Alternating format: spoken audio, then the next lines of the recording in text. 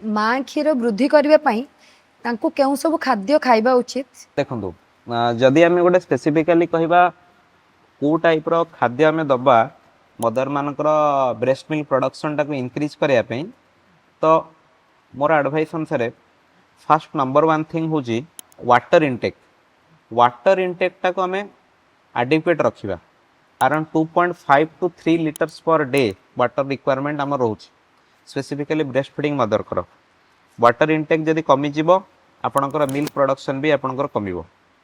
Second foods कथा जदि आम कहूँ कौ फूड गुड़ाक मिल्क प्रोडक्शन बढ़ेबे तो फास्ट नंबर वन आम कहीपर फेनुग्रीक मेथी। मेथी रो एंटीऑक्सीडेंट प्रॉपर्टी अच्छी आ मेथी कौन करे ना मिल्क प्रोडक्शन करे हेल्प भी करे।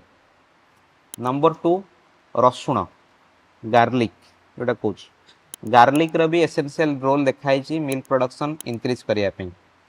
Number three fruits specifically dry fruits जमती आप कहीपर आलमंड्स पिस्ताचिओ काजू फ्रूट्स गुड़ाक भी मदर डाएट इंट्रोड्यूस करवा कारण ड्राई फ्रूट्स आपंकर कौन थाए ना कैल्शियम थाए आयरन थाए जोड़ा मदर पे भी एसेंशियल। 4 नंबर जिनस जिते ग्रीन लिफी भेजिटेबल्स गुड़ाक आम डाएट रे इंट्रोड्यूस होगा आवश्यक।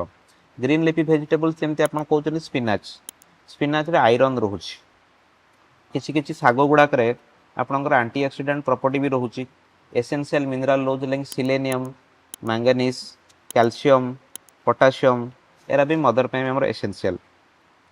फिफ्थ जदि जिनस आम कहीपर गुड़ जैगरी जैगरी भी इटसेल्फ बेनिफिशियल आउ जोटा आम कहूँ सोरिष धड़ा सोरिष जोटा आम कहूँ सीसम सीसम गोटे देखा स्टडीज रे सीसम कौन करे प्रोलैक्टिन हार्मोन सिक्रेशन कराए। प्रोलैक्टिन हूँ जोड़ा हार्मोन जोटा ब्रेन को स्टिमुलेट करे मिल्क प्रोडक्शन करने तो सीसम कौन करे ना जोटा आम कहूँ धड़ा राशि तो कैपेसिटी टाको एनहांस कराए।